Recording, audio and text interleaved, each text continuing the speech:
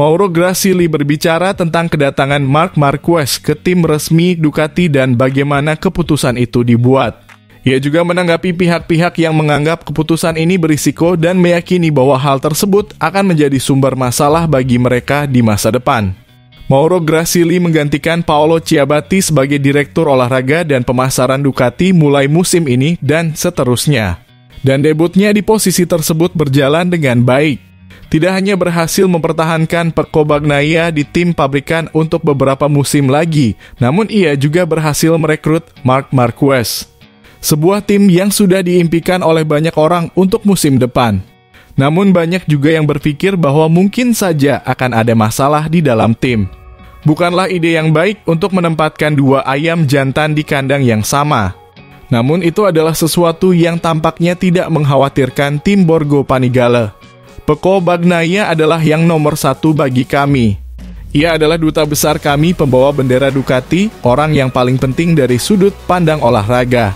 Dalam setiap pertemuan bersama di dalam perusahaan, jelas bahwa dia adalah orang nomor satu di proyek MotoGP, kata Dovizioso dalam sebuah wawancara dengan Motosprint. Tujuan saya adalah mengonfirmasi Bagnaia sesegera mungkin. Faktanya, sebelum Losail kami mengumumkan perjanjian 2 tahun yang ditandatangani antara Ducati dan pembalap tersebut. Analisis terhadap pembalap lainnya dimulai sejak Grand Prix Qatar dan seterusnya. Dan dalam analisis ini beberapa pembalap ikut berperan, termasuk Jorge Martin dan Marc Marquez. Ketika kami harus menyusun skenario masa depan, kami hanya memiliki satu tempat yang tersedia di tim pabrikan. Secara numerik, setidaknya ada 2 rider yang tidak senang. Seperti Jorge Martin yang akan terus mendapat dukungan dan perhatian hingga paling lambat akhir tahun ini. Jorge Martin yang sedang memperjuangkan gelar juara bersama Pecco Bagnaia, kemungkinan Martin untuk merebut gelar juara dari Aprilia masih ada. Tapi saya ulangi, apapun yang bisa dilakukan Ducati untuk Martin akan dilakukan. Dan Daligna akan memastikannya. Dukungan untuk Pramac dan pembalap Spanyol itu akan tetap ada dengan menghormati kontrak dan pendekatan profesional. Dan akhirnya yang terpilih adalah Marc Marquez. Meskipun ini mungkin terlihat sebagai keputusan yang berisiko bagi banyak orang, Ducati tetap optimis. Kami pikir tidak akan ada masalah antara Marc Marquez dan Pecco Bagnaia. Kita berbicara tentang 2 profesional hebat. Pecco dan Marquez juga dievaluasi dari sudut pandang masa depan. Kami telah mempertimbangkannya. Kota kami akan kuat dan kami akan mengelolanya dengan sangat baik. Marc Marquez belum pernah menang sejak GP San Marino pada 2021, sesuatu yang juga tidak mengkhawatirkan tim Borgo Panigale. Dalam analisis internal, Gigi Daligna menggambarkan peningkatan yang ditunjukkan oleh Marc selama beberapa bulan. Terlepas dari semua itu, keputusan Ducati telah dikritik secara luas. Semua yang Anda lakukan atau tidak lakukan bisa dievaluasi secara positif atau negatif. Kami tak bisa membuat semua orang senang. Dan jika kami membiarkan Marquez pergi, kami akan dikritik. Kami sepenuhnya menyadari hal itu.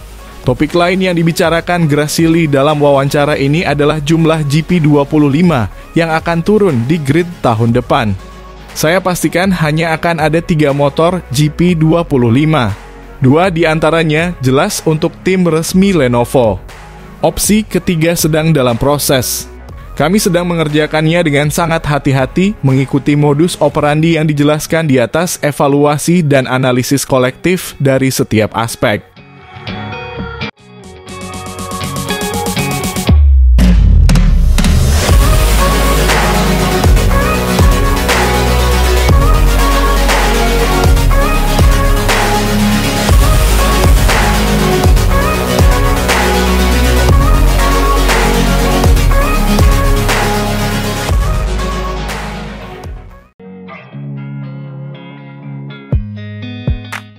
Juara dunia 500 cc 5 kali Mitch Doohan berbicara di Grand Prix Jerman tentang situasi yang akan dihadapi Pecco Bagnaia dan Marc Marquez di Ducati Lenovo. Legenda balap motor ini memberikan visinya tentang apa yang akan terjadi pada tahun 2025 untuk tim pabrikan Ducati. yang kemungkinan besar akan menjadi salah satu tim terbaik dalam sejarah olahraga ini. Pasangan ini saat ini telah mengoleksi 11 gelar juara dunia. Dan pembalap Italia dan Spanyol ini mungkin akan memenangkan 1 gelar lagi musim ini. Sehingga total gelar juara dunia mereka menjadi 12.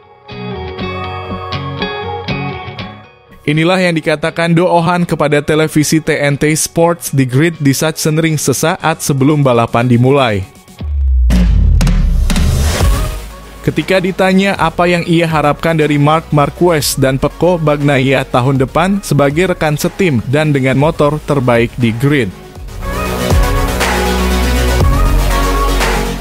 Do Oh-han, alih-alih membuat kontroversi atau percaya bahwa hal itu akan menjadi hal yang negatif untuk Ducati, ia justru melihatnya secara berbeda. Saya pikir mereka berdua memiliki kepribadian yang sangat kuat dan berbeda, tetapi mentalitas mereka sangat mirip.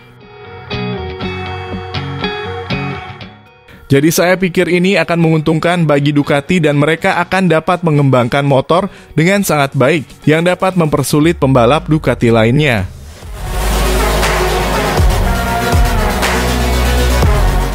Dalam kata-katanya, dia menyatakan bahwa Bagnaia semakin kuat dan mulai memasuki masa jayanya. Sementara Marquez perlahan-lahan kembali dari masa cedera yang sangat serius. Meskipun dia percaya bahwa keduanya tahu betul bagaimana bekerja secara mandiri dan manfaatnya akan murni untuk Ducati. Ia yakin bahwa Marc Marquez tidak dapat mengambil siapapun dari tim Gresini. Selain Javier Ortiz, tidak akan menjadi masalah baginya, karena ia memiliki banyak pengalaman dan tim Ducati telah menunjukkan bahwa ia dapat bekerja dengan baik.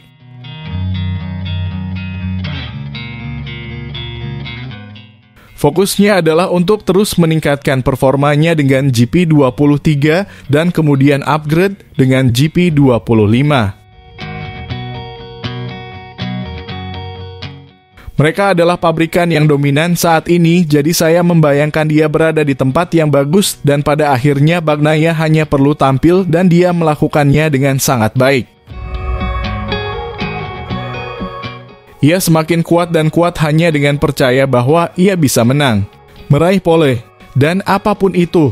Jadi ini tidak akan mudah bagi Marc, tetapi saya juga tidak berpikir itu akan mudah bagi Bagnaia.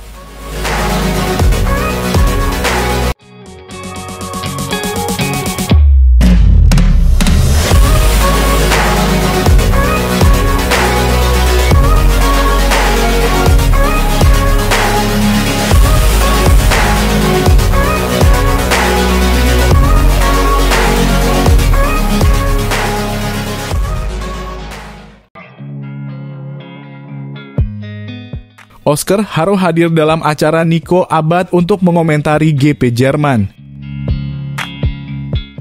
Ada banyak pendapat tentang bagaimana akhir pekan ini di Jerman. Namun jika ada satu hal yang disetujui oleh sebagian besar orang, itu adalah tontonan yang diberikan oleh Marc Marquez sejak dia kembali ke motornya. Akhir pekan ini pembalap bernomor 93 ini mengalami banyak kendala, namun hal tersebut tidak menghentikannya untuk naik dari posisi 13 ke posisi kedua pada hari Minggu. Kami senang untuk semua orang, tetapi ketika kami melihat balapan yang hebat seperti ini, saya merasa 2 kali lebih senang. Tetapi yang paling saya sukai adalah orang yang memberikan saus, yaitu Marc. Jorge Martin adalah omong kosong. Saya menyukainya dan semua orang di sekitarnya dan saya berharap dia adalah pemenang kejuaraan dunia.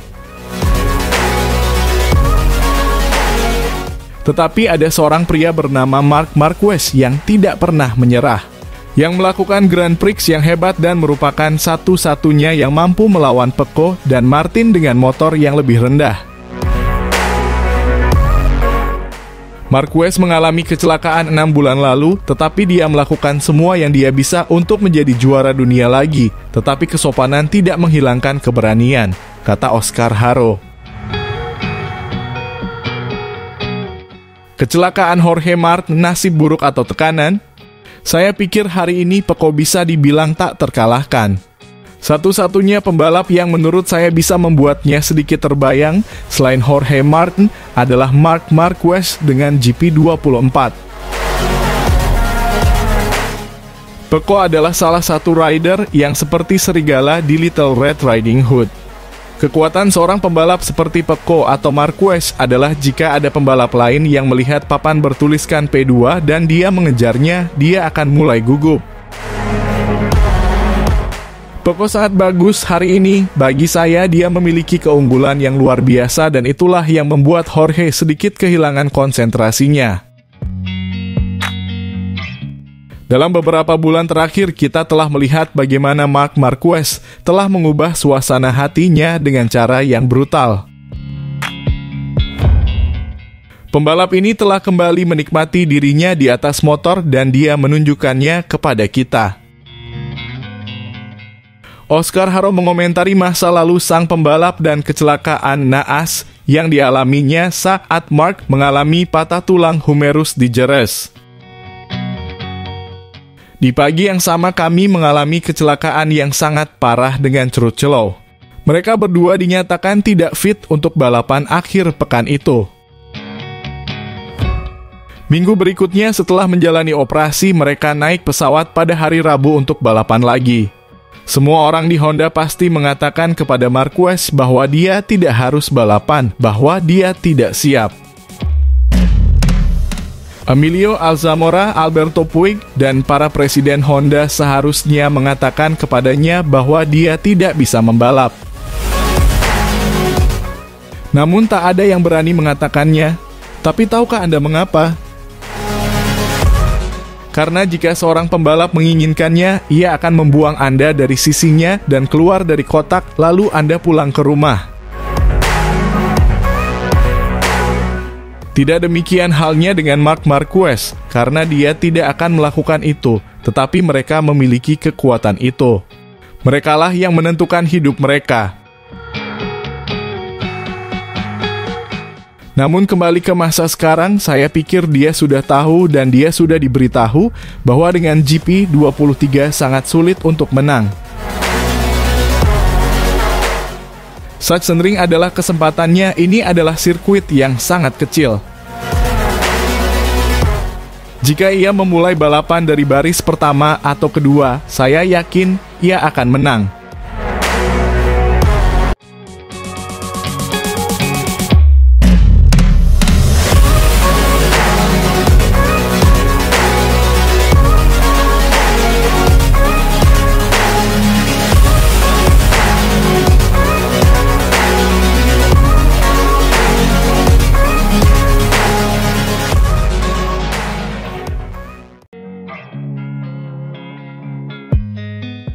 Setelah 11 musim bersama Honda, Marc Marquez memutuskan pindah ke Gresini Racing, sebuah langkah yang meremajakan karier dan pada akhirnya membuka jalannya ke tim pabrikan Ducati tahun depan.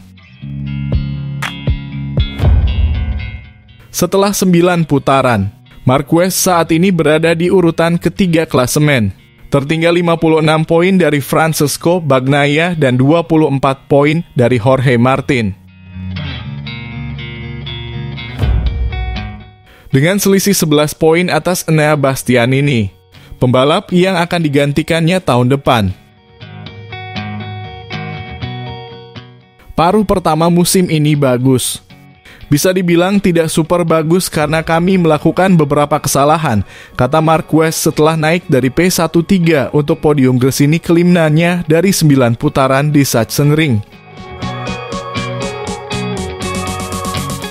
Mencoba berada di 3 posisi pertama kejuaraan bisa menjadi target yang bagus karena tidak akan mudah untuk mempertahankan Enea di belakang. Dia adalah pengendara yang cepat. Selain itu, satu-satunya hal yang perlu kami perbaiki di paruh kedua musim ini adalah mencoba membuat akhir pekan bebas masalah benar-benar bagus.